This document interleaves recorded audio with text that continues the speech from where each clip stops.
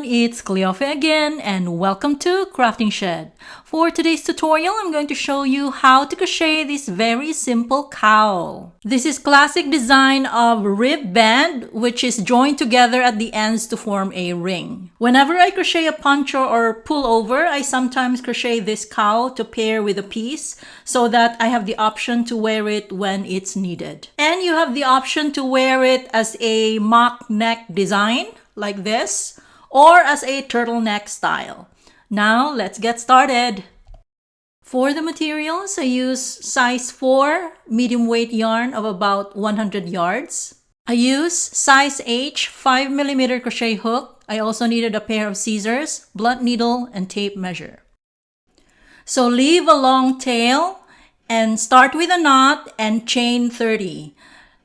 30 chains is about 8 inches in width. And this is now 30 chains. If you want to increase the measurement, just add more chains. Row 1, single crochet in second chain from hook. So 1, 2, single crochet here on the bump. Single crochet in the next chain on the bump. And in each chain across on the bump. So the bump is that stitch at the back of the chain right here. So continue this pattern across and I'll see you towards the end of the row. I'm here now towards the end of the row. I'm just going to do 2 more stitches. So 1 more here and then last one here.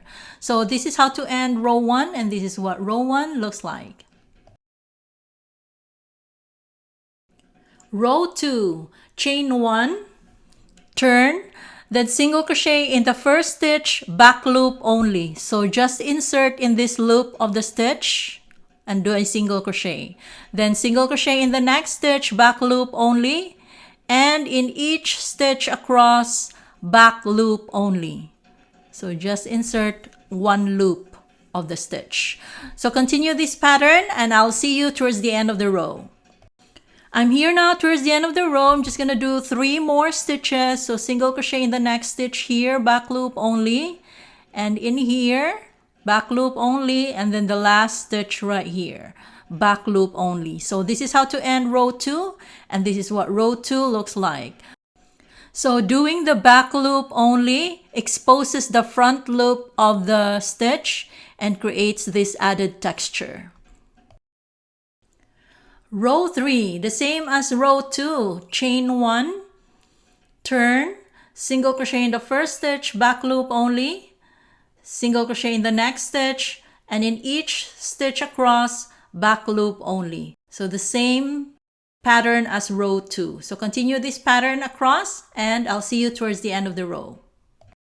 I'm here now towards the end of the row. I'm just going to do the last 3 stitches. So single crochet in the next stitch, back loop only, and in the next stitch, back loop only, and then in the last stitch right here. So this is how to end row 3, and this is what row 3 looks like. And same as row 2, the front loop is exposed, creating that extra texture. And those textures are in both sides, creating that ribbing design. Rows 4 to 64, just repeat row 3. So I'm going to continue my work. I'll be cutting off the video and I'll be back when I'm done with row 64. And this is now what the piece looks like after row 64. Our last stitch is in the bottom left corner right here. Fold the piece in half like this, sideways. Then using the long tail, sew the edges together to close. Thread the long tail into the blunt needle, then just leave the last stitch like this. I'm going to use matches stitch to stitch these 2 edges together. So sew from the left side, sew to the other side like this.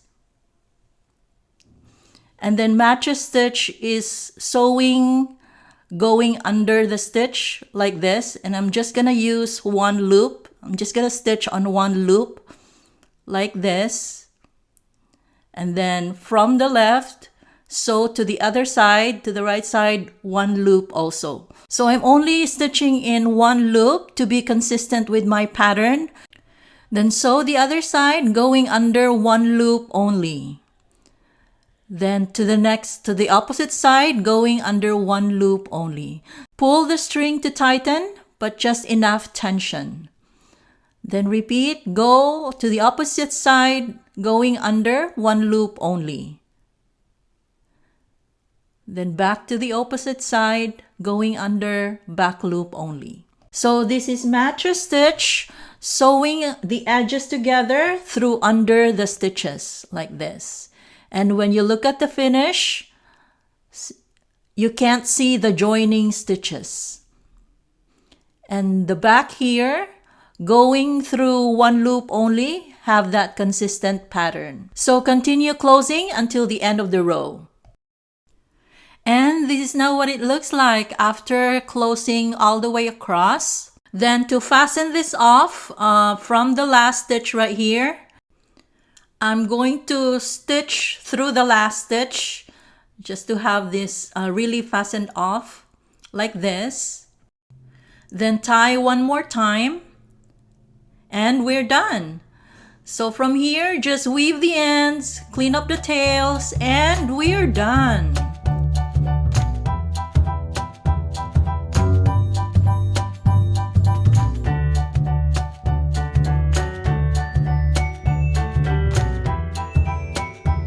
And this is now what the piece looks like, all cleaned up and all done.